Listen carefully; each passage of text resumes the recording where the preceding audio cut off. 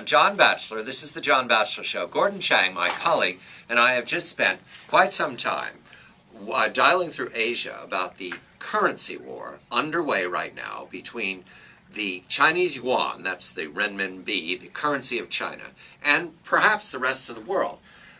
The dispute centers on the fact that China will not revalue its currency. It's artificially kept low in order to keep its exports flowing. Do I say it correctly, Gordon? Absolutely. All right. And in keeping this currency artificially low, they are making trouble for themselves and for the other economies. So the solution is for the Chinese to revalue. I get the impression, however, that the cadres can't move. Why not?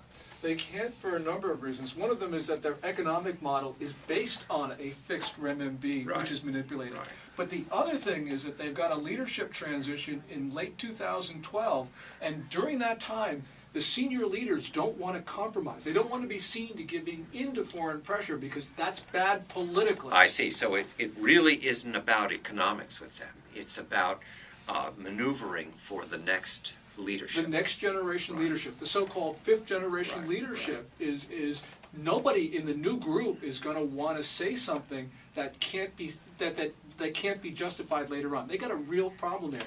Once upon a time, I was told by a representative from Taiwan. He said, "John, you have to understand, when you think about China and foreign policy, you've got to think like a farmer. A farmer thinks, is it going to rain today? It's good for my land. It's not going to rain today, it's bad for my land." That's how a farmer thinks. That's how China thinks. It thinks, what's good for the land today?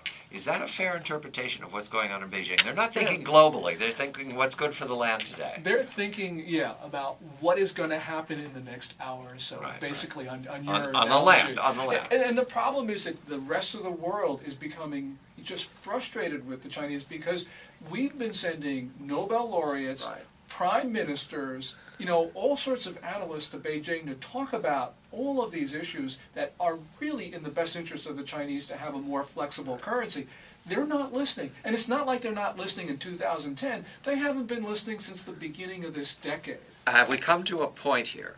Geithner's remarks, Chuck Schumer, the legislation in Congress, the moves by South Korea, Japan, Brazil, and other states in order to balance their currencies because of the Chinese yuan. Have we reached a breaking point, or can this go on for the 2 years of the Chinese succession struggle? We could be at that tipping point because now it's not only the Chinese who are manipulating the value of their currency, the Japanese are doing it in response, South Koreans, Brazilians, even the Australians are starting to monkey with their currency. In the 1930s, we had tariff wars, and that sort of deepened the Great Depression.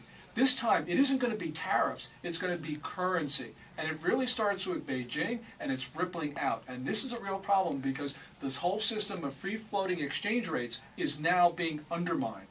And as long as gold keeps going up, that means that we've not solved the Chinese valuation That means problem. The global financial community thinks that bad times are ahead.